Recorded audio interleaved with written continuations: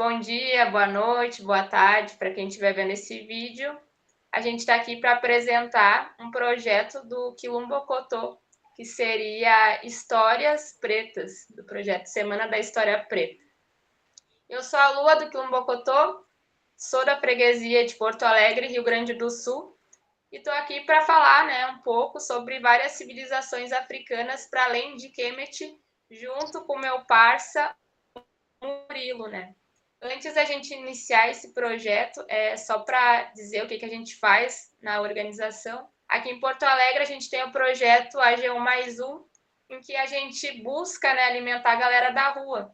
Então, todas as semanas, no dia de treino, a gente leva a marmita para a gurizada da rua.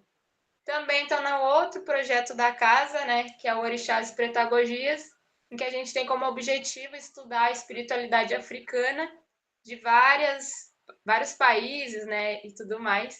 E também estou no projeto de costura da casa e do Ileifé, que tem como objetivo ensinar as crianças pretas da forma racializada que a gente aprende no Okotô, buscando sempre seguir as ideologias de Marcus Garvey. Agora eu vou passar a palavra aí para o Murilo para ele continuar com a nossa apresentação.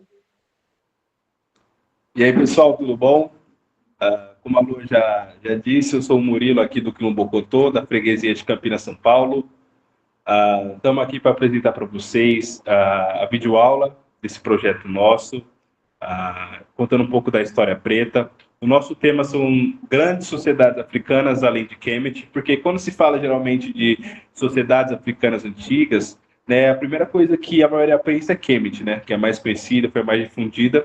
A gente está aqui para passar para vocês algumas que não são tão faladas, mas foram tão grandes, tão importantes quanto Kemet foi, tão ricas, tanto de riqueza mesmo, quanto culturalmente, beleza? E eu espero que vocês gostem, e qualquer dúvida, é só entrar em contato com a gente, fechou? Entra nas nossas páginas, e é isso. Vamos aqui para a primeira sociedade. Entrando aqui na Idade Antiga, tá bom? Nós vamos fazer essa apresentação em ordem cronológica, tá bom? Da mais antiga até a sociedade mais recente. A primeira que nós temos é a civilização Nok. A civilização Nok, ela existiu aonde hoje é o território da atual Nigéria, tá bom? Mais ou menos aí dos séculos 9 a.C. até os séculos 3 depois de Cristo.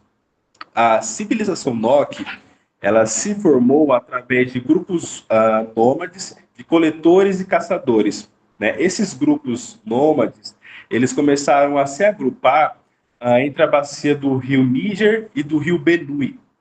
E ali, como eram regiões muito ricas em água, em solo fértil, eles começaram a criar ali suas casas e formar uma civilização que posteriormente foi conhecida como civilização Nok. Tá?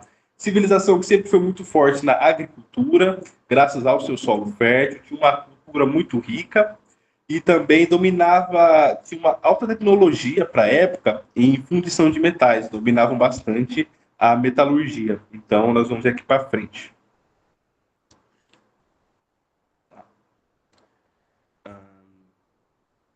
A civilização Nok, principalmente na agricultura, eles cultivavam principalmente inhame, abóbora, sorgo e dendê. Além disso também, eles tinham um domínio já sobre os animais, tinha criações de animais, e como vocês podem ver aqui por essa imagem, essa imagem é uma escultura de terracota que a civilização Nok fazia, e aqui a gente já vê que é uma pessoa em cima de um cavalo. Então aqui a gente também já descobre que eles já sabiam sobre adestramento de animais. E para a época em que essa civilização existiu, isso já era algo bem avançado e era bem difícil de encontrar. Tá bom? A civilização Nok também tinha tribunal de justiça. Eles eram uma sociedade já complexa também para a época deles, onde esse tribunal de justiça, eles julgavam todos os tipos de conflitos, familiares, questões de roubos, assassinatos, então eles já tinham até um sistema de justiça até parecido com o que nós temos de hoje. Tá? Já falando da metalurgia, que era um ponto muito forte da civilização Nok, né? Tem indícios que eles começaram a dominar essa arte a partir do século IV antes de Cristo, tá? E a metalurgia deles era baseada que basicamente eles já tinham um domínio de criar fornos de mais ou menos 1 metro de profundidade, né? Eram cavidades criadas no chão de mais ou menos 1 metro de profundidade, aonde eles ateavam fogo e conseguiam calor suficiente para fundir alguns metais, como o ferro, o ouro também, o cobre, o bronze. E também, através desse forno, eles também conseguiam cozinhar e formar essas estruturas de terracota, que a gente vai ver posteriormente. Tá bom? E os principais metais que eles utilizavam, não só para a criação dessas esculturas, mas também de materiais agrícolas, de armas, de outras ferramentas, era o ouro, a prata, o cobre, o estânio e o ferro. Tá bom? Já falando também das famosas cerâmicas de terracota que eles fabricavam, elas eram como estátuas, basicamente, que chegavam até 1,30 m de altura, eram bem altas, inclusive, e eram bem complexas. Eles tinham uma riqueza de detalhe, principalmente na região do rosto. Mostrava, por exemplo, adornos que as mulheres utilizavam naquela época, mostravam expressões faciais, e até para a criação dessas estruturas, eles tinham uma forma muito inteligente de fazer. Porque quando você coloca uma forma de cerâmica dentro do forno, se você não colocar cavidades para que o vapor do forno escape por ela, ela acaba inchando e rachando. E uma forma que eles descobriram para atravessar esse problema foi que as próprias cavidades dos olhos que eles criavam, da boca e do ouvido, faziam que esse vapor evacuasse por essas cavidades e não inchasse a peça e não rachasse. Então, além de ser algo estético, né, eles já criavam pensando na estética, a cavidade dos olhos, do ouvido, da boca, também era algo funcional, que fazia com que a peça não se danificasse na sua produção. E também um ponto muito interessante sobre a civilização Nok é que esse nome foi dado porque em 1928, que foi quando encontraram as primeiras evidências dessas cerâmicas, eles foram encontrados numa aldeia chamada Nok. E como a civilização Nok não deixou nada escrito, a gente não sabe exatamente como eles próprios se denominavam, né? Então Nok vem desse nome, porque essas cerâmicas que foram encontradas em uma aldeia chamada Nok. Então a civilização Nok acabou sendo conhecida como Nok por conta disso. Tá? E aqui é mais uma imagem para você ver um pouco dessas estruturas, né, dessas estátuas que eles criavam, tá, de terracota. Foram encontrados nesse território de Nok vestígios de 13 fornos de fundição de ferro, para você ver que era bem comum, né, e eles dominavam bastante essa prática. Para você ter uma noção como eles eram avançados nessa época, outras civilizações, como a Europa, por exemplo, só foi dominar a fundição de ferro lá para o século XV, por aí. Eles já dominavam até antes de Cristo, lá para o século IV. Tá? E também, a gente vai ver posteriormente aqui no curso também, que a civilização de Nok, ela influenciou também em outras civilizações africanas, como em Benin, por exemplo. Tá? E o declínio da civilização de Nok, ele está lá por meio do século II a IV depois de Cristo, né? Se notou uma grande diminuição da população que vivia nesse território. Não se sabe ao certo os motivos, alguns estipulam que possa ser pela alta extração de minerais do solo, ou talvez por questões climáticas, mas ainda não se sabe o motivo ao certo. Mas mais ou menos nesse período já teve uma grande diminuição da população da civilização de Nok, tá bom? Aqui tem as estruturas de terracota, tá bom? Chegava até 1,80 m de altura. Representações vocês podem ver de rostos humanos, alguns adornos que eram utilizados na cabeça, tá? E elas eram bem detalhadas, são bem bonitas, inclusive, de ver. E é até impressionante para a época deles a riqueza de detalhes que essas estruturas tinham, tá bom? Agora a gente vai passar para o reino de Punt, passo aí para a Lua. E aí, gente, então, dando continuidade, né? Agora eu vou falar sobre esse reino que ele é até hoje considerado como misterioso, principalmente do surgimento dele, se ele existiu de verdade ou se só foi lendas, assim, dos queméticos, né? Então, esse reino, ele teve o seu primeiro registro com a primeira viagem do faraó Saúra, que ele fez essa viagem ao reino de Punt em 2500 antes da Era Comum. E aí, né, os queméticos egípcios, né, um linguajar mais popular, eles consideravam esse reino como a terra dos deuses, porque ele era muito abundante de vários produtos. E aí esse reino ele originou-se ali no chifre da África, né?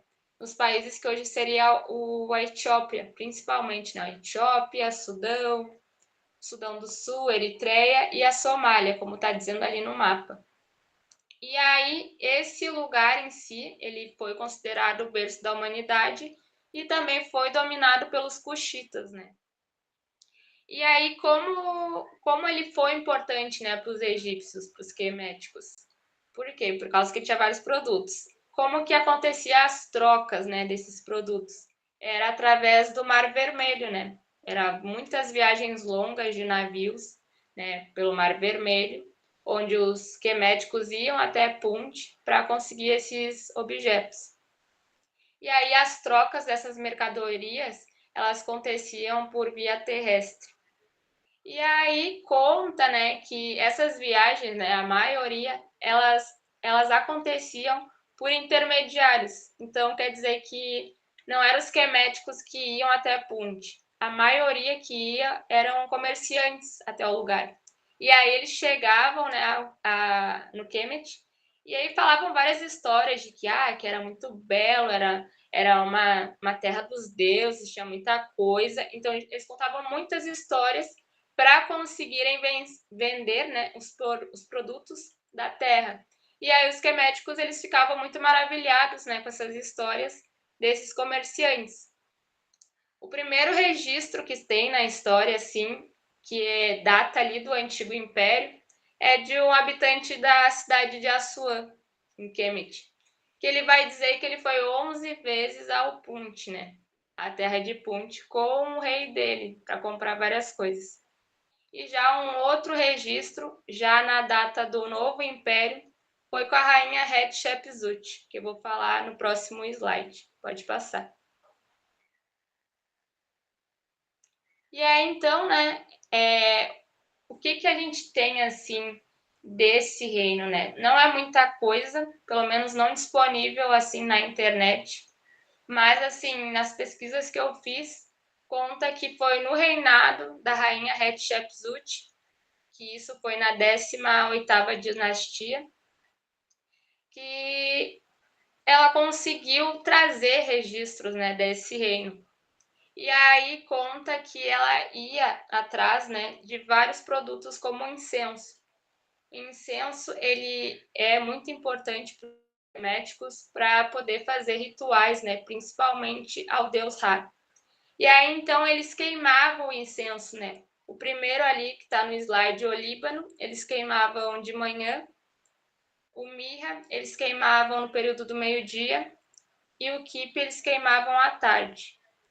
Essa rainha Hatshepsut, ela também foi importante, né? Uma das poucas mulheres a governar Kemet.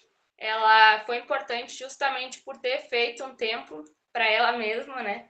Que se chamava Deir Bahari, onde ela vai colocar nas paredes desse templo, que é esse da foto embaixo, onde ela vai mostrar o que ela descobriu do reino de Punt. E aí nas paredes do reino tem a árvore de mirra, né? Que eles vão mostrar, né? Vão dizer que é uma árvore que seria considerada da imortabilidade, porque ela tem várias propriedades medicinais, né? Que seria através da mirra, né? Que tem nessa árvore. E aí, a partir da mirra, é onde eles tiram esses vários óleos essenciais para a cura, né? para inflamação, entre outras coisas assim de saúde. E aí também uma outra coisa que ela vai colocar nesse tempo são os babuínos, que na época eram considerados animais, né, valorizados, porque tinha referência como se fosse uma reencarnação do deus Tote, que é o deus da sabedoria. E aí tem uma pesquisa que vai dizer que esses babuínos, eles realmente vieram do chifre da África, né? Quer dizer que vários cientistas fizeram uma pesquisa onde eles pesquisaram vários babuínos de vários países da África. E aí descobriram que o babuíno mesmo, o mais antigo, ele veio de Punt. E aí também é bom a gente falar, né, sobre a questão do incenso, né? Porque o incenso, ele estava também relacionado à deusa Hathor. A deusa Hathor também, que é uma deusa egípcia, né? E também o óleo da mirra, ele era usado para combater picadas de cobra, por exemplo, e até para embalsamar os corpos dos egípcios mesmo. Então a gente vê a importância, né, desses produtos naturais que até hoje a gente pode, digamos assim, relacionar aos cultos africanos, onde usam, né, a defumação, óleos essenciais ou ervas, né, para algum ritual, né, e tudo mais. Então a gente vê assim que esse reino ele só teve mais informação por causa dessa braba aí que foi a Hatshepsut, né? Que tem como é que fala, né? Que tem como o nome ali sendo a mais importante das nobres damas. Até porque quando o marido dela lhe falece, né? Tutmose I, ela acaba reinando por mais alguns anos porque o filho deles não tinha idade suficiente. Então ela é uma rainha considerada muito braba na história de Kemet, né? Pode passar. Continuar aí o Murilo.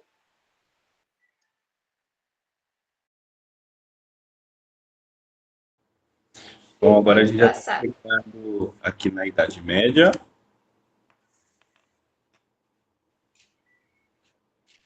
Sou eu ainda, né? Acabei confundindo. Então, né? Continuando então para não se perder aqui. Agora eu vou falar sobre o reino de Ouagadougou, né? Que seria o reino de Gana. O significado do reino de Ouagadougou seria a terra dos rebanhos. Ele foi um reino que durou entre o século IV e o século XVI, como está aí. E aí, antes, assim, né, esse reino, ele sempre foi uma área muito abundante, né? Uma área frutífera, rica em ouro, como a gente sabe, em todo o continente africano sempre teve muita questão de ouro. E aí, os povos que habitavam esse reino eram os povos soninques. Esse pessoal, né, eles eram sedentários, quer dizer que eles se fixavam no lugar. E aí eram povos caçadores e pescadores. Eles tinham a agricultura ali fervendo, né? E aí, como que eles se organizavam? Eles se uniam a várias outras comunidades, povos locais, para se proteger contra a invasão dos nômades. Estes nômades seriam os berberes, né? Os árabes que vinham da África Branca, né? A África do Norte. E o povo Soninke, ele era do sul da África, né? Um pouco mais ao sul. E aí, então, quando começou essa relação entre eles? Quando os berberes eles dominam o Maghreb, que seria a África do Norte, eles entram em contato com os soninques. E aí eles conquistam o Maghreb e com a utilização do camelo, eles conseguem ter contato com esses povos do sul, esses povos, né, sedentários, que eram os soninques. E aí eles atravessam então o Saara, conseguem ter esse contato e aí começam a usar a força através de armas, né? Bem força de guerreiro mesmo, de guerra. E aí com essas rotas que eles abriam, né, para poder fazer essas trocas comerciais de produtos, que era o sal, o ouro, né, que existia na época, entre outras coisas. Essas rotas elas foram tipo a principal causa, né, digamos assim, desse contato dos brancos com esses lugares ricos do continente. E aí eles, quando descobriram que o reino de Ouagadougou, o reino de Gana, tinha muito ouro em abundância, eles foram para cima mesmo.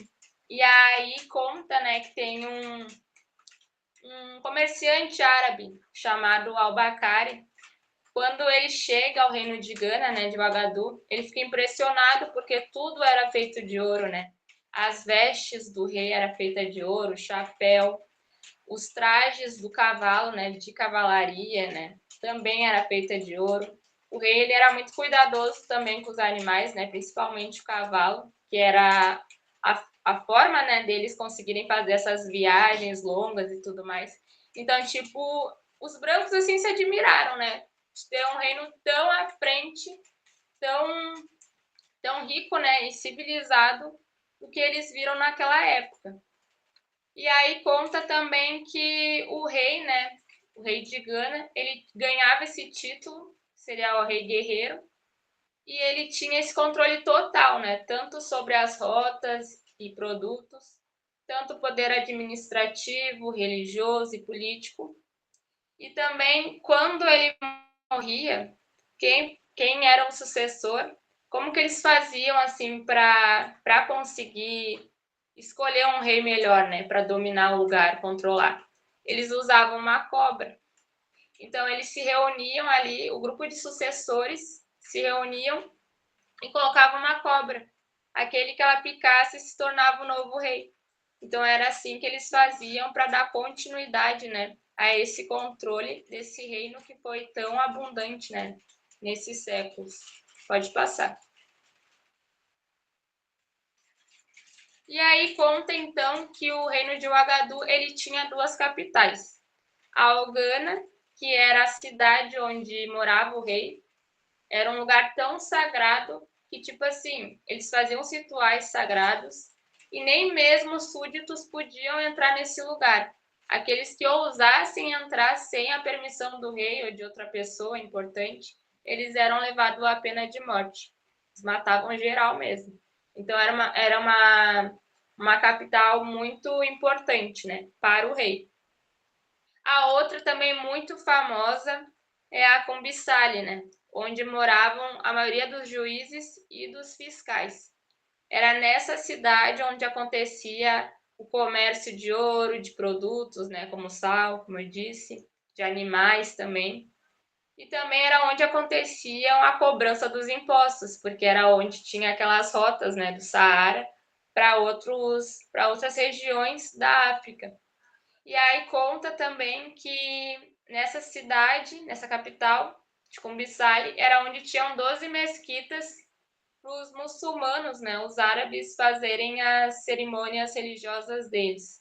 Porque até então, nesse momento, já estava ocorrendo, né, o convívio entre os povos soninques, que seriam os povos tradicionais, e os povos árabes, né, os berberes, que seriam os brancos, né?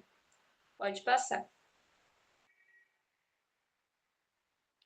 E aí, então, como que era a sociedade antes da invasão, né, dessa força braba dos brancos, dos árabes? Conta, então, que o pessoal soninque, eles seguiam as religiões tradicionais africanas, que tinham o foco de ser matriarcal, onde o poder político, né, era sobre a mulher, sobre a mãe, mas é bom a gente frisar que ser matriarcal não é ser a mulher ter esse poder sobre o homem, não é sobre isso. É os dois terem cada uma função. Nesses séculos, a mulher ela tinha mais esse poder político, né, para organizar o reino, né, principalmente. Então, é bom a gente frisar sobre isso. Tá, voltando.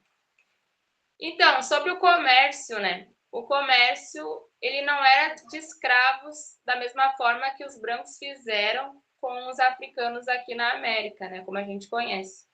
O rei, na verdade, todos os povos que o reino de Gana vencia, eles acabavam usando esses súditos para proteger as rotas contra os invasores, né, de outros lugares. Então, o papel dos escravos nesse reino não era dessa forma como foi a colonização, né, nos países da América e tudo mais.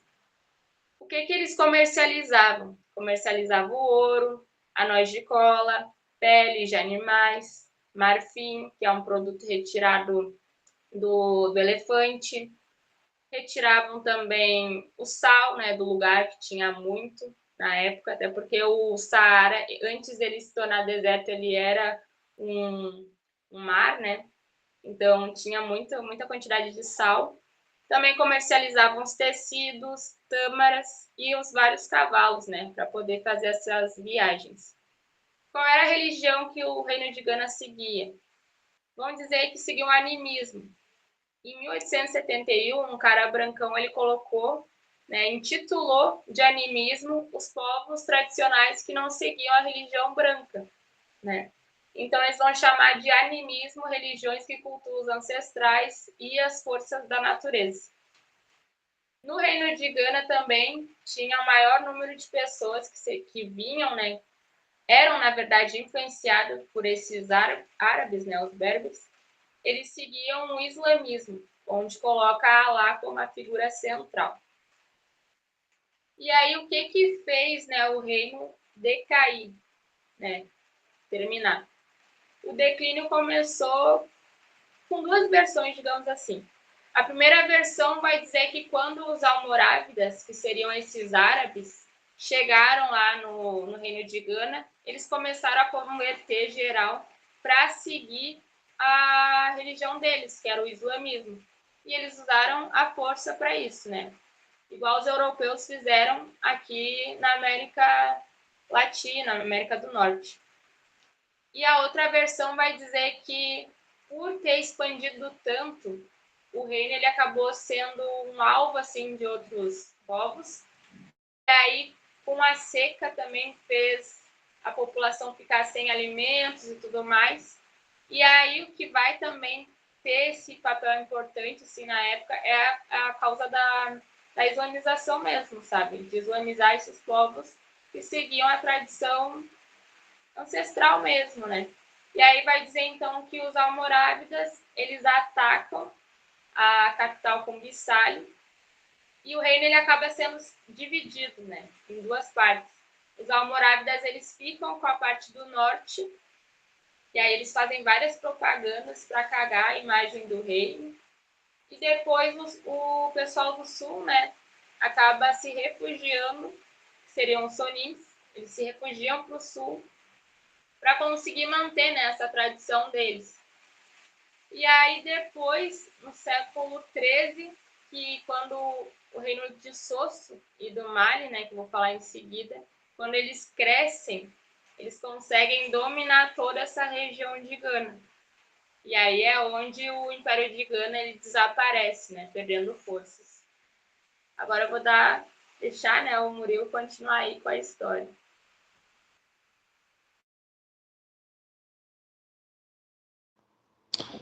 Bom, agora a gente vai falar sobre o reino de Zimbábue. O reino de Zimbábue, pessoal, ele habitou ali por volta dos séculos 1220 depois de Cristo e do ano 1450, né? Não século ano, né? Depois. Eles eram habitados pelo povo Shona, falante da língua Banto, tá bom?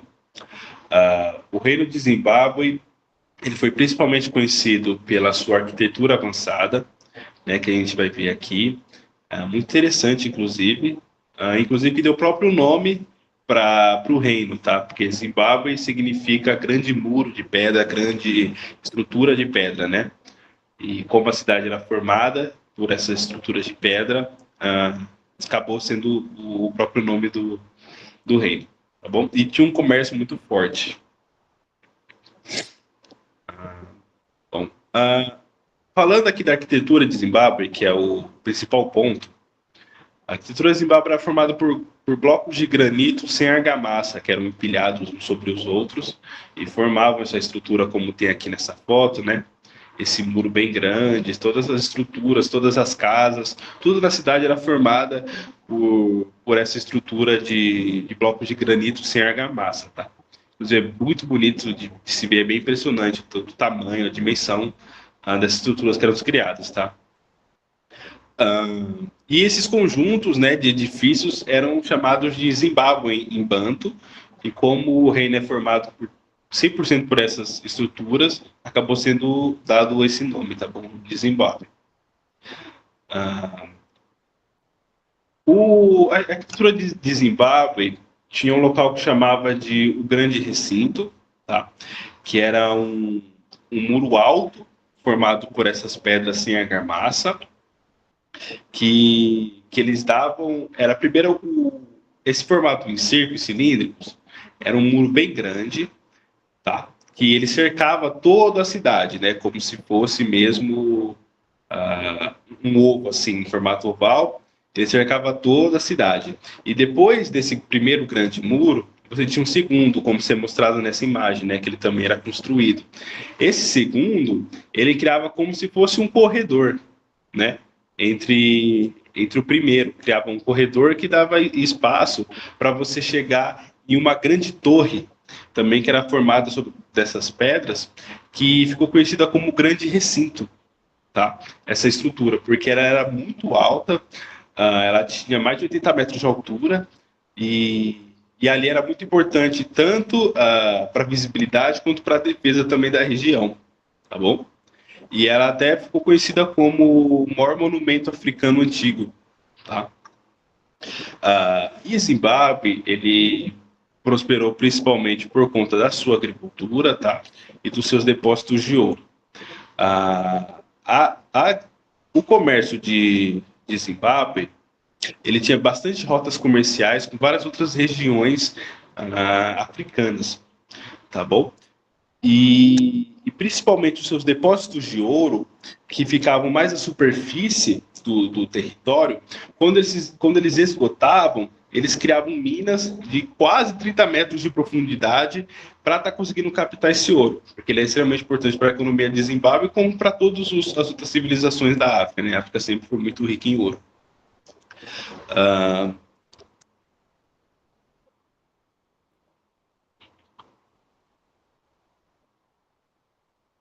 As casas de Zimbábue, elas também eram formadas por essas pedras sem argamassa, tá? Elas tinham em média 10 metros de diâmetro e elas tinham um telhado de palha. Era basicamente ali onde a população comum vivia, tá bom? A sociedade também, esse grande recinto que eu citei, que é essa, eu não sei se vocês conseguem ver, essa torre que está sendo indicada aqui, eu vou passar com o mouse, essas duas torres aqui, elas eram conhecidas como grande recinto, né? Que era onde esse corredorzinho dava acesso, tá? E esse muro segundo aqui, esse segundo muro que era menor que o primeiro, só para vocês terem uma ideia do tamanho da dimensão dele, ele chegava a 5,5 metros, tá, de largura e 9,7 metros de altura, quase 10 metros de altura. Então era uma estrutura muito grande, muito larga, tá? Lembrando que esse segundo ainda era menor do que o primeiro. Então era uma cidade bem impactante quando se chegava pela primeira vez e via esses muros tão altos, tá? E você tinha uma divisão da sociedade de Zimbábue que era bem definida sobre os papéis de cada cidadão na sociedade, né? Por exemplo, as mulheres, elas eram mais voltadas para o trabalho na agricultura, a produção de alimentos, né?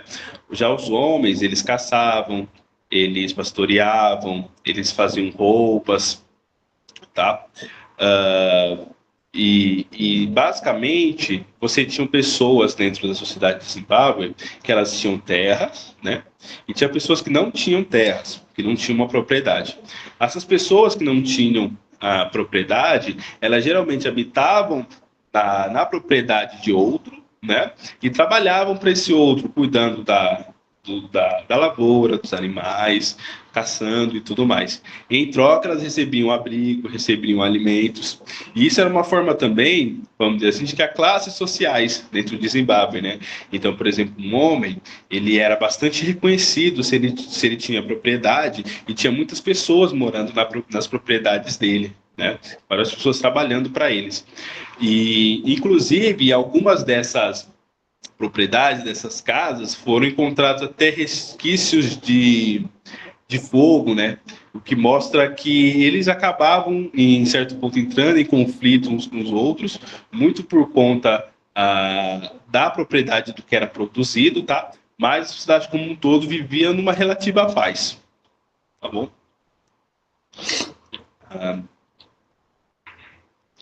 Aqui tinha o governo de Zimbábue, né? Você tinha os chefes familiares masculinos, tá bom? Que cuidavam tanto das famílias, eram os cabeças das famílias, como também do governo. Você tinha também os chefes da tribo, tá? Que eram subdivisões dentro da sociedade de Zimbábue. Você tinha tribos dentro da cidade. Essas tribos eram governadas por um chefe, tá? Agricultura, como eu disse, né? Com forte criação de animais e também de plantio. E bastante ouro, que era muito importante para o comércio do Zimbábue, e marfim. Bom, sobre a educação também de Zimbábue, como também a divisão do trabalho era bem definida, a educação também era. As crianças do sexo masculino, né, elas aprendiam a conduzir rebanhos, elas aprendiam a caçar, a todos esses trabalhos que eles iriam fazer na vida adulta, né. Essa educação, ela chegava a levar meses, tá? E, inclusive, eles eram até isolados da comunidade, eles ficavam como se fosse um retiro mesmo, sabe? De alguns meses longe, aprendendo a caçar, aprendendo a pastorear. E depois, quando eles voltavam, eles recebiam um novo nome e é como se eles passassem para a vida adulta, né? Se tivessem se tornado adultos, se tornado homens formados e assumiam o seu papel masculino na sociedade, tá? Já as crianças, as meninas, né, do sexo feminino, elas também recebiam educação, esses ensinamentos, mais voltados para a parte da agricultura, que elas iriam cuidar, para a parte de alimentos, cuidado da casa, que eram mais os trabalhos que elas iriam exercer posteriormente, tá bom? Uma curiosidade muito interessante também sobre o comércio de Zimbábue é que eles tinham, mostrou evidências de um comércio internacional, até intercontinental, né? Porque em Zimbábue foi encontrados artefatos não africanos que vinham de outras civilizações, como civilizações da África e da Europa, o que mostram também que eles tiveram contato e comercializavam com outras civilizações, até mesmo fora da África, tá? O ouro e marfim, que principalmente eles comercializavam com esses outros povos, tá? Eles eram geralmente fundidos em lingotes em formato de X, e eram trocados, tá? Eles trocavam principalmente por porcelana chinesa e também eles trocavam também por fiança esculpida da Pérsia, as principais formas de troca que eles tinham na época. E o declínio de Zimbábue se deu também pela colonização e, infelizmente, muito da questão cultural e artística de Zimbábue, ela foi perdida na época, né? Porque em 1890 teve uma grande pilhagem no que sobrou de Zimbábue, onde foi retirado vários artefatos artísticos e culturais que eles criavam, que eles deixaram como registro, e então basicamente eles pilharam tudo e hoje tem pouco registro da real cultura, né, que eles praticavam na época, tá bom? Agora vou passar para o Império de Mali, para a Lua. Então, dando continuidade aqui, vocês estão me conseguindo me ouvir bem assim, Murilo? Tá me ouvindo bem? Tá chovendo aqui. Estou ouvindo. Tá me ouvindo bem? Estou ouvindo sim, Lua. Tá. Então, continuando, né, gente? Agora eu vou falar desse baita império que assim para a história preta, que é o Império do Mali. Ele foi um império que surgiu no século X e finalizou ali no século XVIII. Então, ele pegou três períodos, né?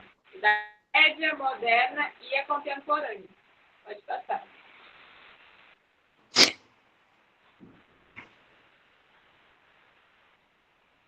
Então, o Império do Mali, né?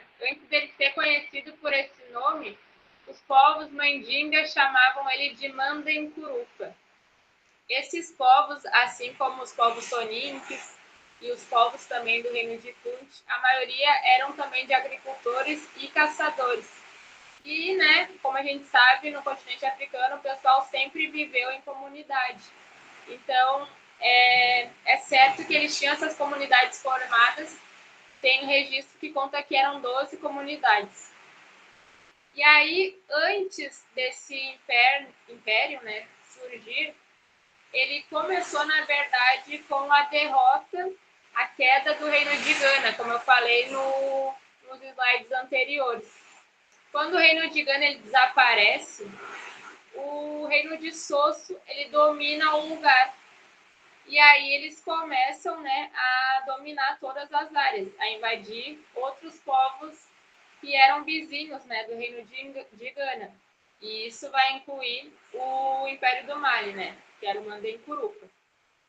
E aí conta que existem muitas versões de como surgiu, né, o primeiro rei chamado Sundiata Keita. E essas versões das histórias, né, elas eram contadas pelos digeles, que seriam os famosos griots, os famosos contadores de histórias da África, né? Que tem todos os segredos, né, antigos de outros reinos e de outros governos. E aí, então, conta que Sundiata Keita, ele foi filho do rei Naré, que era rei da cidade, né, de Mandencurupa. E esse cara, né, ele nasce com paralisia nas pernas. E aí a mãe dele leva ele a um curandeiro, ele tinha cerca de 7 anos, e aí ele consegue ser curado por esse curandeiro. E aí depois disso ele cresce, se tornou um jovem adulto e começou a ter várias habilidades, né, como principalmente de caçador. E aí quando o rei Sumauru Kanté, que era o rei de Sosso, ele começa a querer invadir o Mandencurupa, o Sundiata se impõe, né, justamente nesse contexto. E aí o rei Sumauru Kanté, do reino de Sosso, ele era considerado um governante muito temido, porque conta que ele tinha poderes de magia e tudo mais. Diz que ele andava com um instrumento de música, né? Que é esse que está aí abaixo na foto, na segunda foto. Ele andava com esse instrumento e que esse instrumento tinha poderes mágicos, que é onde ele derrotava vários impérios e reinos, né, locais. E aí, quando ele decide, então, invadir Mandencurupa, o Sundiata Keita dá um basta nele. Para isso, ele se reuniu com vários povos locais para conseguir vencer, né, o rei Sumauru Kanté. E aí, então, quando ocorre a invasão na cidade de Cangaba, os Sossos eles perdem essa guerra, né, em 1235. E aí, Sundiata Keita ele realmente se torna o rei de toda essa região que antes era do reino de Gana. Pode passar. E aí, então, quando o Sundiata Keita ele se torna um rei, lá na Grande Assembleia, que foi um momento, né, de passar o bastão para ele foi um rei assim que diz que ele era diplomata, porque ele sabia conviver com os povos tradicionais, né, do reino de Gana, e também conseguia conviver com aqueles que seguiam o islamismo. Então, diz que a sucessão ela deveria ser passada para a linhagem do Sundiata, né?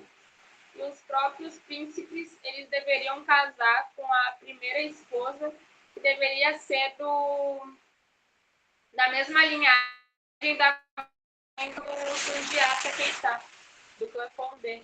E aí essa sucessão, então, como eu falei, ela era patrilinear, ela passava de irmão para irmão, né, do mesmo sangue. As profissões do reino, elas eram hereditárias, que seria o quê? No caso, o filho deveria seguir trabalhando na função do próprio pai ou da mãe. Então, era isso, a gente teria que ser seguido essa profissão do pai, né? Não poderia ser a pessoa escolher uma outra profissão. E também é isso, né? Como eu falei, o Sundiata ele era muito respeitado, né? E admirado por respeitar essas tradições do reino de Gana, né? Os povos que foram integrados nesse reino eram os Soninkes, do reino de Gana, os Pulas, os Dogons, os Sossos, que perderam a guerra, né, de Quirina, os Bozos e os Mandingas. Os Mandingas, eles acabam sendo o grupo que mais dominou a região mesmo.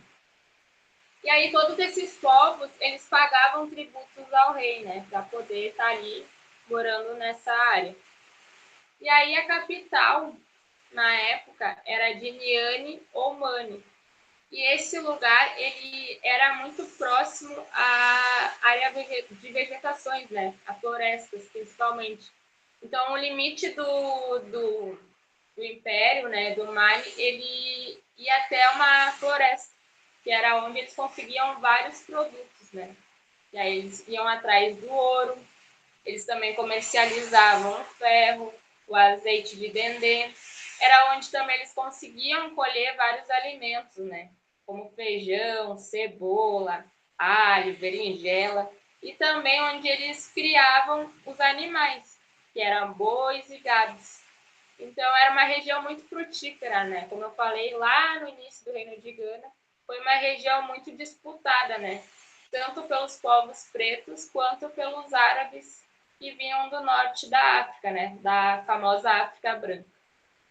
E aí, nessa época do reino de Mandencurupa, que ainda não era o reino do Mali, existiam duas rotas.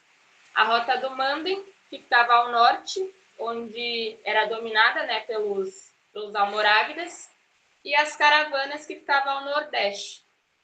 Era onde eles faziam essas trocas de produtos. O Sundiata, ele vai ser um rei, então, que ele tinha uma enorme quantidade de cavalaria. Ele tinha 10.000 homens seguindo ele em várias viagens que ele fazia. E aí ele sempre ia em busca de outros produtos, né? Como ferro, cobre, tecidos, cavalos, talheres e espadas. Então ele foi um rei muito ativo, né? Mas que é isso, que soube proteger uma conquista dele que foi foda, né? Até porque ele passou por tudo aquilo de tentar perder o território dele por um rei que era, né, de alguma forma bravo, né? Não respeitava a tradição local. E aí, então, o Sundiata conta que ele faleceu, né, flechado durante uma cerimônia. E a outra versão que vai ter da história é que ele morre afogado no rio Sankarani, que seria um lugar sagrado onde os súditos dele levavam várias oferendas, né, para a alma dele. E só um detalhe, né, que eu acabei confundindo aqui. Na verdade, o Sundiata, ele respeitava as tradições locais, mas ele seguia o islamismo. Já o rei Sumauru Kante, que era o rei de Sosso, do Império de Sosso, ele era valorizava muito as tradições locais. Ele não queria que os islâmicos estivessem lá na área. Então tinha muita essa rixa de religiões mesmo, né? Então, nada mais que o Sundiata, ele tentou ser um apaziguador. Ele não estava nem tanto pelas religiões tradicionais e nem muito pelos islâmicos. Ele só queria manter a ordem mesmo do reino, do império, né? Pode passar. E aí, então, quando o Sundiata ele morreu, quem é que vai dar lugar ao seu trono, né? Vai vir o famoso Mansa Musa, que ele nasce em 1280 e morre em 1337. Esse cara, ele vai herdar todo o ouro do Sundiata Keita e acaba sendo o neto, né, do Sundiata e rei de Tombuctu, da cidade comercial do Mali. O Mansa Musa, ele vai ser também considerado o primeiro imperador, né, a chegar aqui na América antes do próprio Colombo, segundo essa notícia aí, podem catar na internet. Então, antes de Colombo, o Mansa Musa ele já tinha vindo aqui para a América, já tinha conhecido o lugar, mas é isso, né? Ele não estava com esse objetivo branco de invadir território de ninguém, né? Provavelmente era por questão de comercial mesmo, de conseguir algum produto para levar para o império dele que estava subindo a full, né? Estava crescendo a full na época, né? Era um dos grandes impérios que existiu. E aí, então, o Mansa Musa, ele acaba convertendo toda a população para o islamismo. Ele era muito da parte do Islã. Ele não seguia muito as religiões tradicionais, né? E aí diz que existiam, né, mesquitas, universidades, tudo para propagar, né, esse conhecimento do Alcorão, do Islã. E aí fala também que ele também era ativo, acabou fazendo aquela peregrinação a Meca, igual Malcolm X fez no final da vida dele. Fez a peregrinação a Meca em 1325. Ele visita o Cairo e acaba distribuindo tanto ouro que fez o lugar, né, entrar numa crise econômica, porque todo mundo tinha ouro, né? Então, tipo, o ouro acabou não tendo tanto valor assim. E aí deixou o lugar todo errado, né, por causa dessa quantidade absurda de ouro que ele tinha herdado. E aí diz, né, que nessa viagem a Meca ele foi acompanhado com 60 mil homens. E esses homens, eles carregavam uma bengala banhada a ouro, né? E também eram todos trajados de ouro. Então, tipo, esse rei, né, o Mansa Musa, ele foi mesmo para ostentar. Foi para mostrar do poder dele que ele tinha, né, infelizmente, para os brancos, né? Foi meio que avisar, olha aqui, eu sou um rei que eu tenho muito ouro. E é isso, né? De alguma forma, estava se expondo. E aí, então, quando ele retorna da viagem, né, retorna para o Império, ele acaba trazendo vários profissionais sábios, né? E até um arquiteto que foi importante para a construção de uma universidade, né, que tem no Império do Mali. E aí eles construíram escolas, mesquitas, bibliotecas, museus e uma universidade, né, que é a Universidade de Tombuctu, muito famosa. E, infelizmente, né, lá em 1337 é onde ele acaba morrendo. Eu não encontrei o motivo da morte dele, mas diz que ele dominou o lugar por 25 anos no poder, ficou muito tempo no poder. E a fortuna dele, ela ainda acaba sendo maior do que a do próprio Bill Gates, que é o carinha, né, milionário de hoje em dia. Então, tipo assim, o Mansa Musa, ele seria ainda considerado o cara mais rico da história, né? Hoje ele teria mais ou menos 815,3 bilhões, né, dentro da fortuna dele. Aí tu vai ver como o cara foi foda assim, sabe, em questão de investir nas riquezas mesmo dele e de manter o império organizado. E aí, então, o Império do Mali, né, ele acaba, né, infelizmente, se enfraquecendo por causa dessas conquistas de outros povos, né? Isso no século XV, onde o povo Songhai acaba dominando a região. Então, é onde acaba, enfim, enfraquecendo o império e terminando com esse reinado tão foda do Mansa Musa. Pode passar. A Idade Moderna, então. Bom, agora a gente chega no reino de Benin, tá bom? Que foi um reino que surgiu ali basicamente entre os séculos 8 e 9 e foi até 1897, tá? Ele foi um reino que era localizado nas florestas do sul da África, onde basicamente hoje também fica a Nigéria, tá bom? Era formado pelo povo Edo, e a região ali era basicamente de florestas tropicais, secas e manguezais, tá?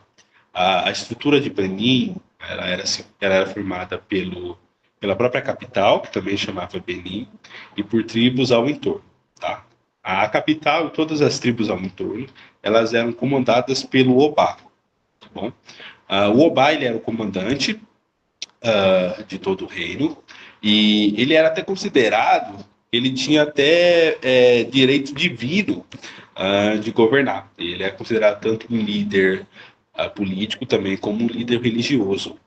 Eles podiam ser identificados através de símbolos que eles utilizavam, como manchas de leopardo, tá? Porque o leopardo ele era considerado o rei do mato, e como Obá era o rei da civilização, ele sempre se vestia com manchas e coisas que lembravam o leopardo.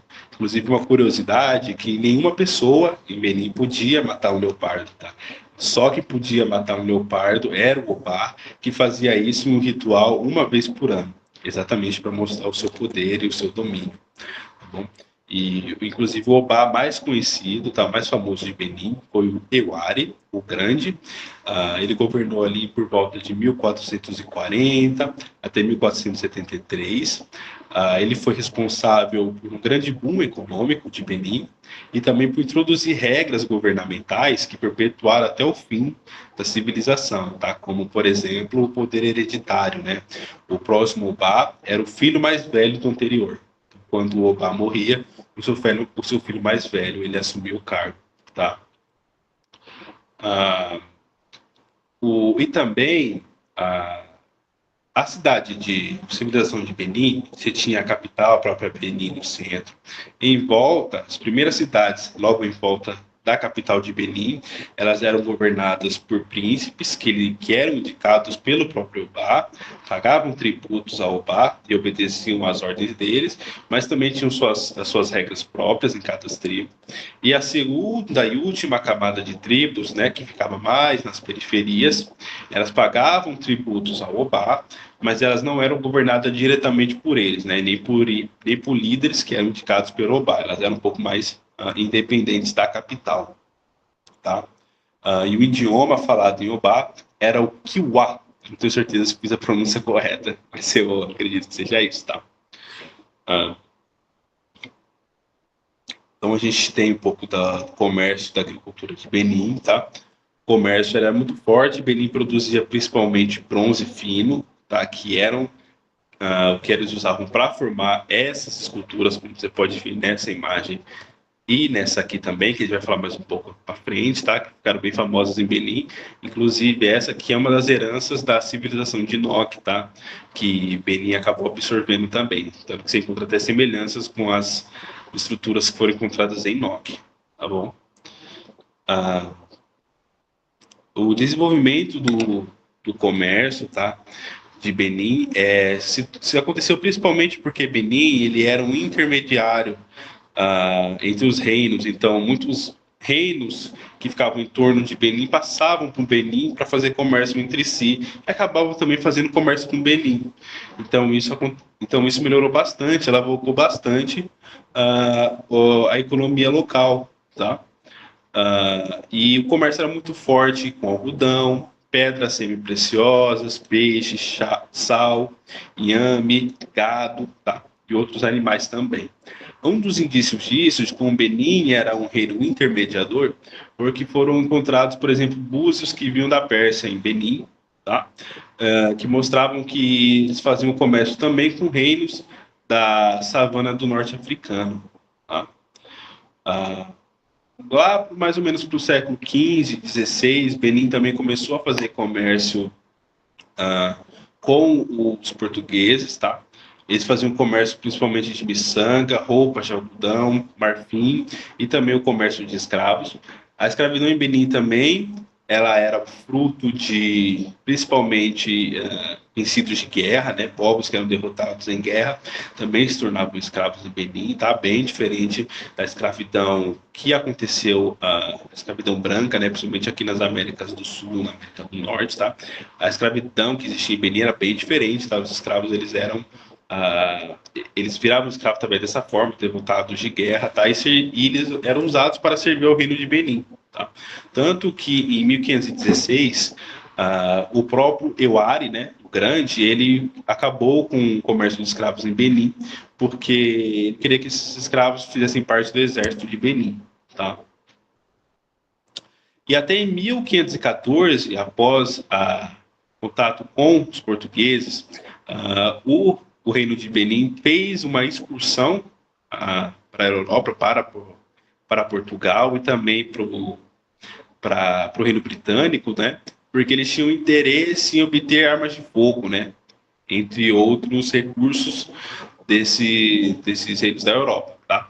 Mas, para você ver como já eram as intenções da Europa naquela época, eles não deram, né? Não resolveram não fazer comércio nesse sentido com Benin, né? Porque eles não queriam armar um possível inimigo no futuro. E até contrapondo, eles enviaram para Benin missionários cristãos.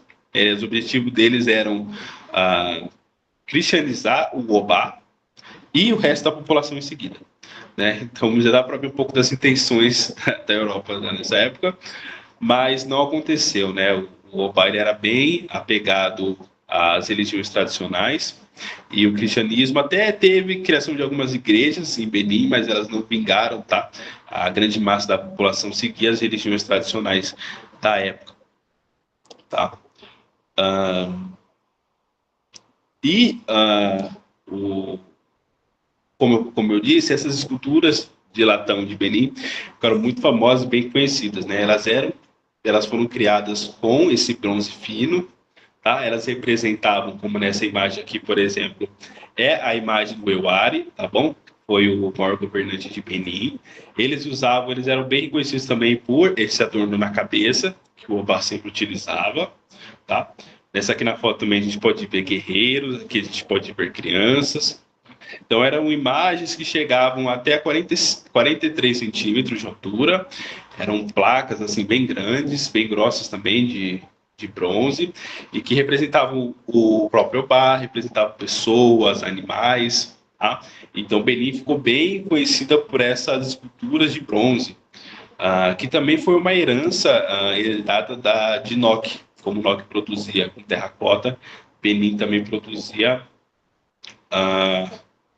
com o bronze, tá? E principalmente as rotas internacionais, né? Como o comércio benin era muito forte, principalmente com ouro e seus produtos, né? Benin também foi muito conhecida pelo seu comércio, tá? O que gerou, né, grande interesse das potências europeias na época, né, de dominar Benin, como nós vimos, né, desde 1514, quando Benin fez a excursão para a Europa. Qual eram as intenções da Europa, né? Eles já mostravam desde aquela época que estavam de olho no reino de Benin, nos recursos deles, tanto que 1897, que foi o declínio de Benin, que foi uma invasão do Império Britânico na época, que acabou dominando o reino de Benin e pôs fim, tá bom? Agora já chegamos na idade contemporânea, vou passar para a Lu. Então, dando continuidade, né? Agora vou falar, na verdade, sobre esse reino que também foi muito famoso, né? Esse reino ele ficaria localizado hoje, seria nos países de Gana, né? No Togo e na Costa do Marfim, na África Ocidental. Então, só para também dar um detalhe assim, o reino de Gana ele não ficaria hoje onde é o país de Gana, ficaria em outros países do continente africano. Já o reino de Ashanti, sim, ele foi um reino que deu origem no país de Gana, né? No país de Gana, de Togo e Costa do Marfim. Mas, enfim, continuando, né? O reino de Ashanti, ele surge ali no século XVII, né? E século XIX. Ele surge com um povo também que era de agricultores, né? E caçadores, que seria o povo de Akan, um dos principais, assim, da região. E, assim como outros reinos, ele era formado por outros povos, ou várias etnias africanas.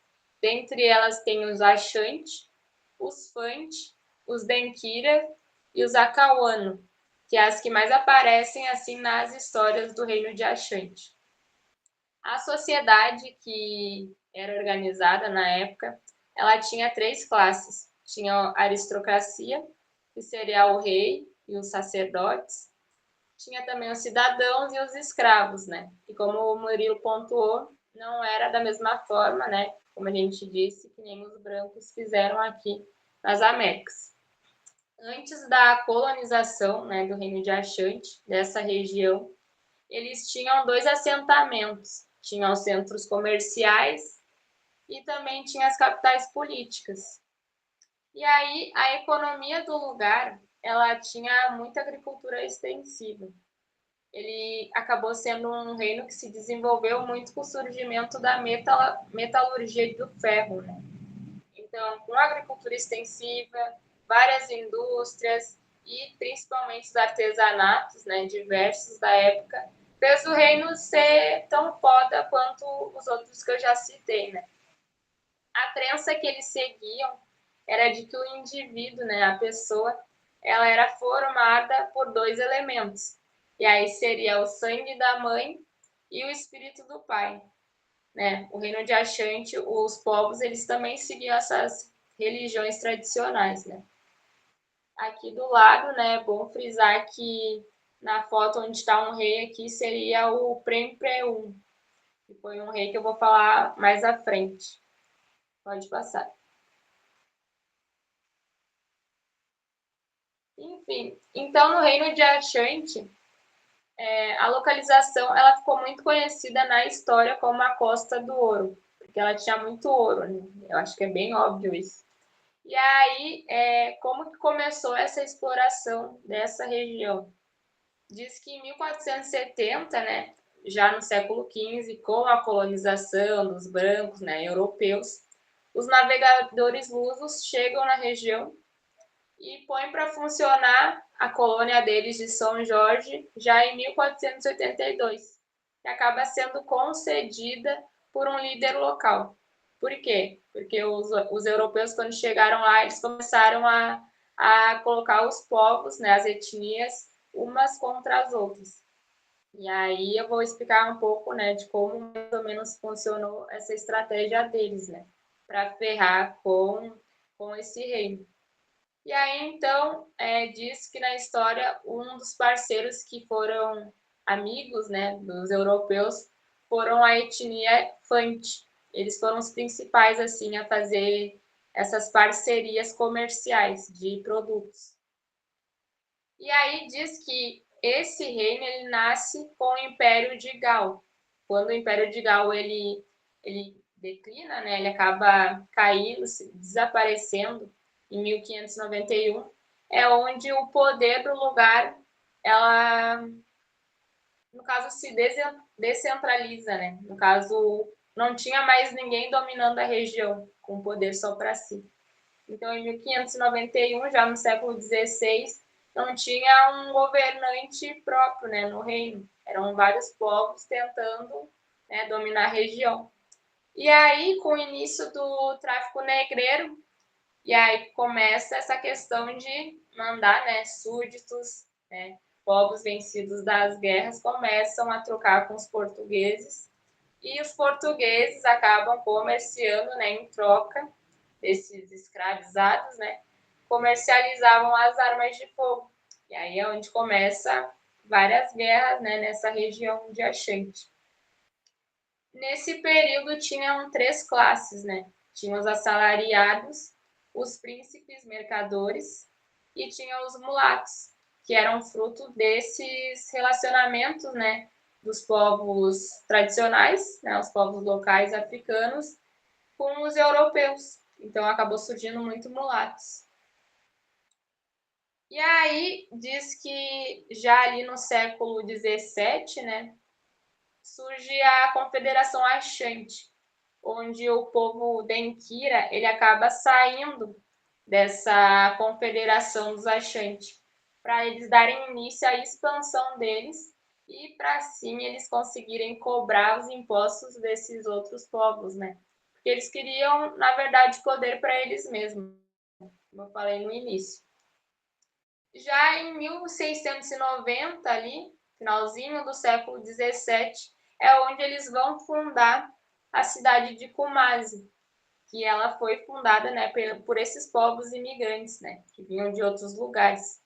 E aí, né, como a gente falou da questão da escravidão, era onde eles enviavam vários vassalos, súditos, para trabalhar no exército de Denkyira.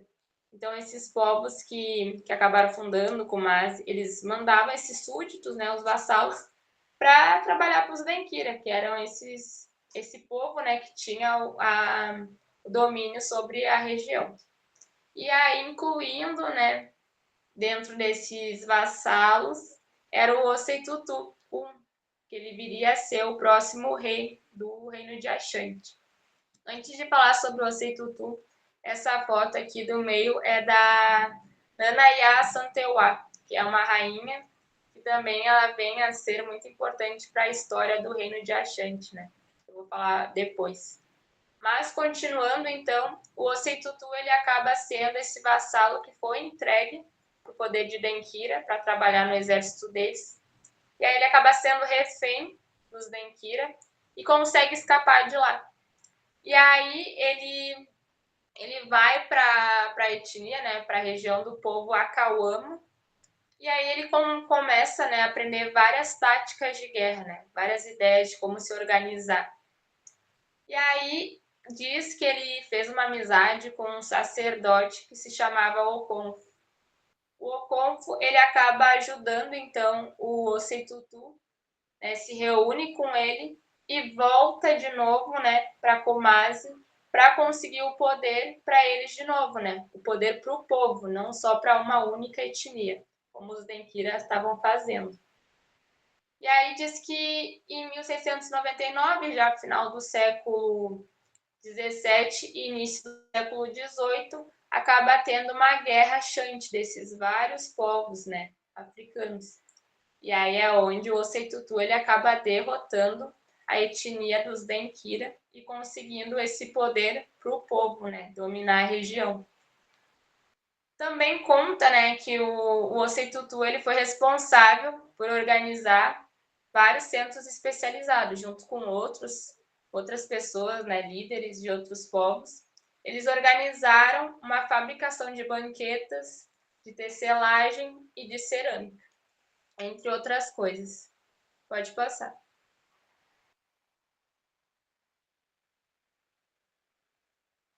E aí, né, o Osei Tutu, ele foi importante por causa disso, né? Ele acabou sendo um rei, também diplomata, que soube se organizar com o povo mesmo. Ele não colocou o poder sobre ele mesmo, né? Sendo um idiota. No fim, um idiota. Ele não acaba sendo assim. E aí, quem que vai predeceder ele, né? Quem vai ser o predecessor? Seria o Osei Bonsu. Já ali no início do século XIX, o Osei Bonsu ele acaba ocupando todos os territórios dos Fanti e acabou ficando, né, com controle da capital deles, né, do reino de Ashanti, que seria a Costa do Ouro, né, que era um lugar onde estava ocorrendo essas trocas entre os Fantis e os portugueses, como eu falei no início. E aí, como que acaba se construindo nessa relação entre os Ashanti e os britânicos? Conta que tinha muitas brigas internas, né, justamente por causa dos britânicos estarem lá tentando pegar ouro e revendendo, né, as armas e causando essa treta interna entre eles, né, entre as etnias. E aí diz que fizeram uma parceria no comércio de escravizados, né? Só que esse comércio ele acabou sendo reduzido no governo do Osei Bonsu. E esse cara, o Osei Bonsu, ele foi também um responsável, né, por criar a própria moeda nacional, que era feita de pó de ouro. E o ouro era muito abundante também nesse lugar. E aí, o problema é que, no caso, por ele ter essa relação, de alguma forma, né, com os europeus, as táticas dele de guerra acabaram sendo expostas, né? E aí é o que fez, de alguma forma, os brancos dominarem toda essa região de Ashanti, com o apoio dos Fanti, que era o povo que estava, né, em atrito com a liderança do Osei Bonsu. Então, no fim, o Osei Bonsu ele acabou meio que saindo do poder justamente por causa desse acordo entre os Fantis, uma outra etnia, com os britânicos, né, com os europeus. E aí, Eu vou falar sobre duas guerras que foram muito importantes, assim, para entender mais ou menos o quanto essa relação com os brancos ferrou, né? Com essa união que as etnias tinham lá no início, né? Antes da colonização. Na Primeira Guerra, em 1824, já no século XIX, conta que um general, o Sir Charles Macartney, ele vai, né, até o reino de Ashanti com uma tropa muito menor do que a do rei da época, né? E aí acabou ocorrendo a Batalha de Insamaco, porque eles queriam dominar a região. Só que aí eles acabaram sendo derrotados, né? Tanto é que o crânio desse carinha, né, do general, ele é tirado do cara, o cara é decapitado. E os achantes, eles acabam usando o crânio dele para desfilar, assim, no festival de inhames que tinha na época. Usavam o crânio também para beber e para mostrar que eles que tinham domínio sobre a região, não eram os britânicos. E aí diz, né, que só em 1831 que fizeram um acordo, né, de paz entre os britânicos e os achantes, para eles limitarem qual era a parte do território de cada um. Fizeram esse acordo em 1831. Só que aí, na última guerra Achante, que é uma bem famosa também, já no século XX, início do século XX, ali nessa guerra, diz que antes de ocorrer, né, essa última guerra, os britânicos eles vão lá e não respeitam o acordo que eles tinham feito com os achantes. Então eles vão, saqueiam a cidade de Kumasi, que era a capital, e aí é onde dá motivo para ocorrer uma guerra civil, né? Isso já em 1878, final do século XIX. E aí o Prempeh que era o rei da época, né? Ele estava conseguindo já unir os povos achantes. E isso era considerado uma ameaça, né, para o poder dos britânicos, porque eles estavam conseguindo até então deixar os povos locais um contra os outros. Só que aí o Prempeh ele veio, né, com essa ideia de juntar todo mundo e conseguir retomar o poder para os achantes, né, não para os estrangeiros. E aí o que eles fazem? Os britânicos eles vão lá e oferecem uma proteção ao Prempeh para que ele não fosse atacado e tal por outros povos que estavam de parceria com eles, né, com os europeus. Só que ele nega, entendeu? Ele não quis a proteção, né? Continuou com o orgulho dele ali, tudo mais. E aí, então, os britânicos eles decidem invadir a região de Ashanti. Aí, quando acontece isso, é onde vai surgir a Braba Nana e a Assantewa, que é na famosa guerra ali, o Levante Achante, em 1898 já. O que estava acontecendo já nesse contexto, né? Com essa invasão dos britânicos no reino de Ashanti, eles começaram a mudar todas as chefias locais e para colocar branco no lugar, né? Para dominar lá a região. E aí o tal governador Arnold, né? Ele acaba querendo sentar no famoso banquinho de ouro dos Ashanti, que está aí nessa foto. E aí ele quer, porque quer sentar nesse banquinho, e a Nana e a Santewa vendo isso, vendo que os líderes das etnias locais estavam calados, não fizeram nada, todo mundo junto ali, reunido, não se posicionaram, ela foi lá e bateu de frente com esse governador. E aí é onde começa esse atrito, né, essa guerra, que seria o Levante de Achante, que durou cerca de 6 meses no comando dessa braba, né, da Nana e a Santewa. Só que aí eles acabaram pegando a filha dela, né, raptaram a filha dela, e isso fez com que ela decidisse sair da guerra, né. E aí é onde pegaram ela, mandaram ela para outro lugar, que seria a Seychelles, mandaram ela para essa cidade, e aí ela acaba não conseguindo, né, segurar por tanto tempo esse governo sobre os achantes. E aí foi onde diz que o Prempeh ele sai do exílio e volta e acaba se rendendo, né, ao domínio dos britânicos, né, da Inglaterra. E infelizmente é aí que a gente vai ver que esse reino tentou, né, de toda forma não ser dominado pelo poder do branco, né? E nem mesmo pelos negrescos da época, né? Pelos traidores que estavam fazendo parceria com os brancos. E é isso. Vou passar aí pro Murilo. Bom, pessoal, então a gente vai chegar agora no Reino Zulu, o último reino que nós vamos ver hoje, tá bom? O Reino Zulu, ele se encontrava, né, onde se encontra a KwaZulu-Natal, na África do Sul, tá bom? Foi um governo que teve foi marcado por uma rápida ascensão, tá? Eles eram mestres na arte da guerra, tu consegue ver que eles eram muito bons, tinham ótimas estratégias, tá? E a figura mais conhecida foi o seu principal governante, que foi o Shaka Zulu. Nós vamos ver, tá bom?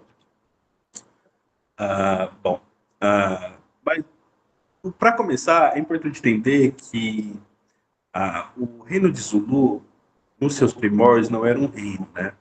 Ele era mais uma de várias outras tribos que existiam ali no sul da África, tá? Essas tribos e esses clãs eram chamados de Linguni. E os Lingunis, entre eles, tinham o tribo de Zulu, tá bom? Aí a tribo de Zulu, no começo, ela era governada pelo Senzangacona. Senzangacona teve um filho, que foi o Shaka Zulu, tá? Ele nasceu por volta de 1787, tá? Ele era filho do Senzangacona, que era o governante de Zulu, com a Nandi. Só que a Nandi, ela era de outra tribo Linguni, né? Que elas eram do Langeni. E esse filho foi o Shaka, né? Ele veio fora do casamento. Por conta disso, né? Ele foi rejeitado, ele e sua mãe, né? Eles tiveram muitos problemas durante toda a infância de Shaka por conta disso. Eles acabaram pulando de tribo em tribo, de clã em clã. Eles não eram muito bem aceitos nessas tribos, tá? Até que eles conseguiram refúgio com Jinji Shuaio, tá? Do clã Mitetuá. Lá, o Shaka Zulu, ele conseguiu educação, treinamento de guerra e se tornou um general de Mitetuá, tá? E com a morte de Senzangacona, que era o governante de Zulu, junto com Ijeshuaio, o Shaka voltou para Zulu, fez um grande ataque em Zulu e conseguiu tomar o poder, tá?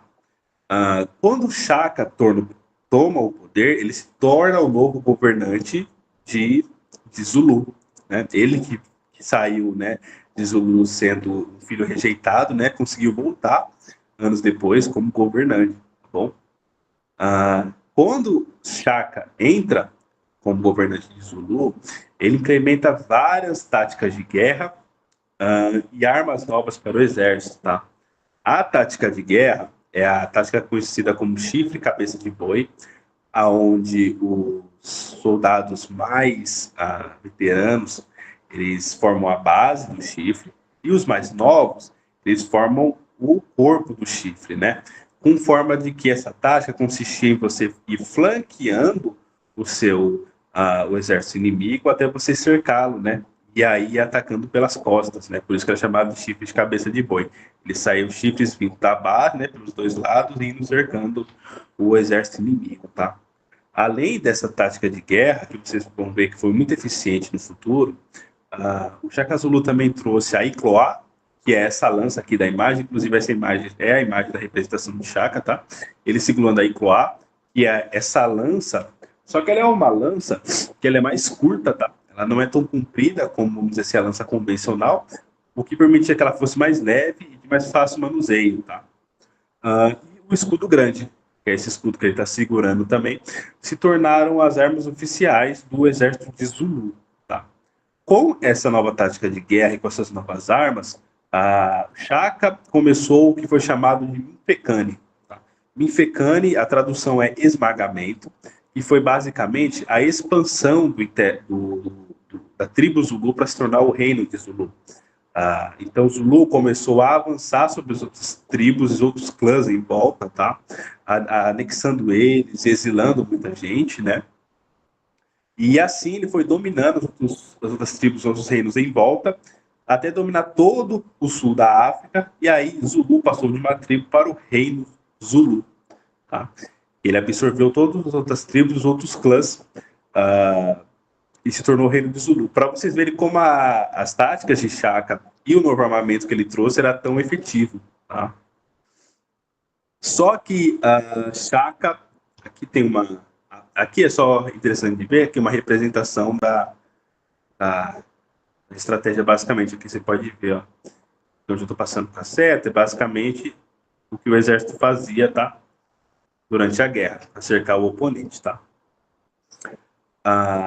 Mas Shaka Zulu acabou sendo morto por 2 meio-irmãos, tá?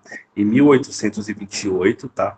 Um meio-irmão chamado Dingane e o outro Malangna, tá? Aonde os dois mataram, né? Fizeram e mataram Shaka Zulu, e o Dingane virou governante de Zulu, tá? Ele governou o Zulu, foi um governo muito complicado, tá? Foi durante o governo de Dingane que Zulu começou conflito com outras potências europeias, com os Voortrekkers, tá? Os Voortrekkers eram belgas. Foi o primeiro confronto que Zulu teve com outros reinos, né, de outros continentes, tá? E o Zulu, no começo, conseguiu êxito contra os Voortrekkers, tá bom? Só que lá em 1840, um Pandê, que era outro meu-irmão, além desses dois que mataram o Shaka Zulu, um Pandê era um terceiro meu-irmão de Shaka Zulu, ele se juntou com os Voortrekkers, juntou um exército, em 1840, né, foi para Zulu e conseguiu tomar o poder do Dingane. Então, um Pandê, em 1840, se torna o governante de Zulu. Ele governou por muito tempo, por 30 anos. Foi um reinado de relativa paz na época, com poucos conflitos. Tá?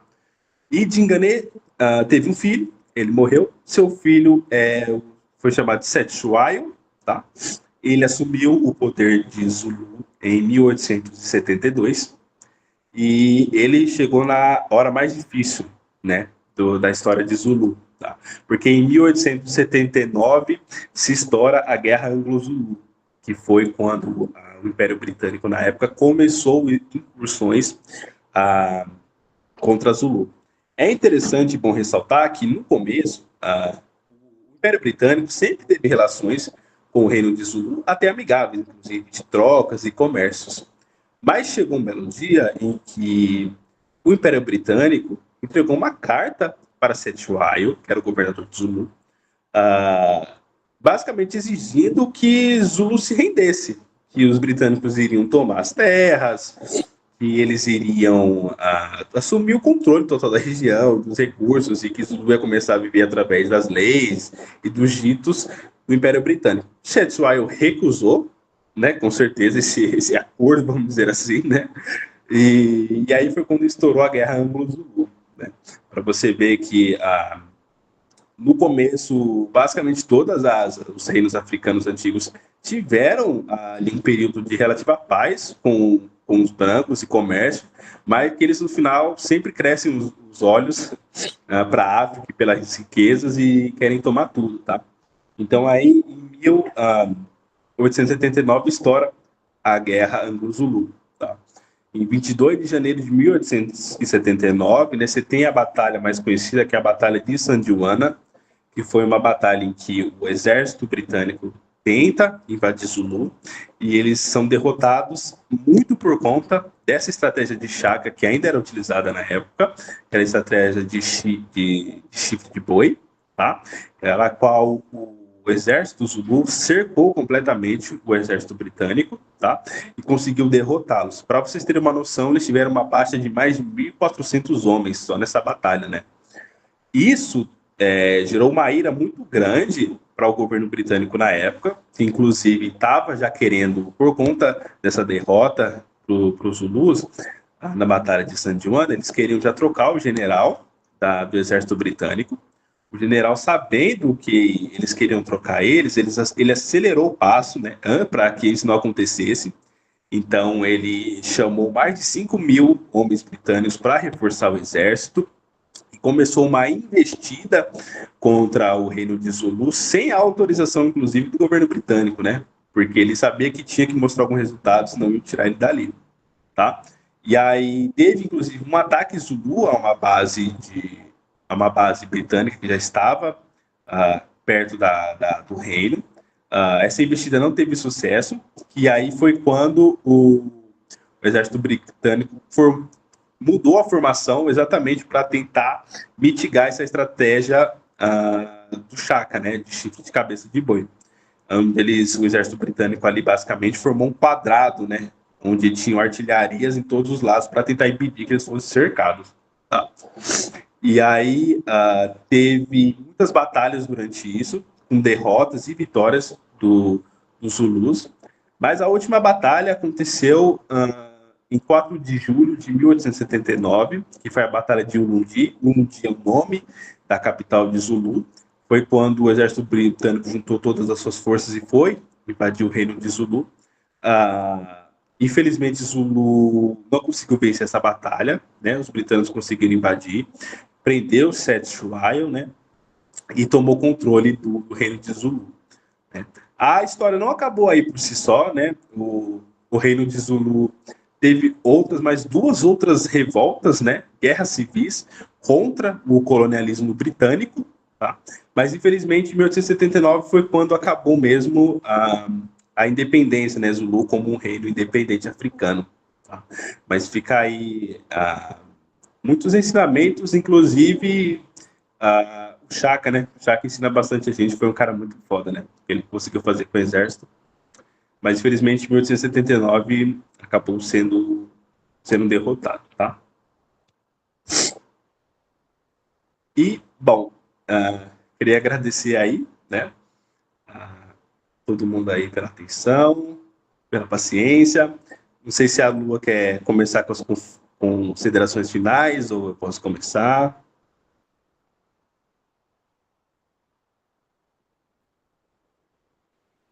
Posso Não, falar então, Lu? isso, pode ser tu mesmo, depois eu finalizo aqui com uma frase. Fechou? Então, bom, primeiro eu queria convidar todo mundo, tá?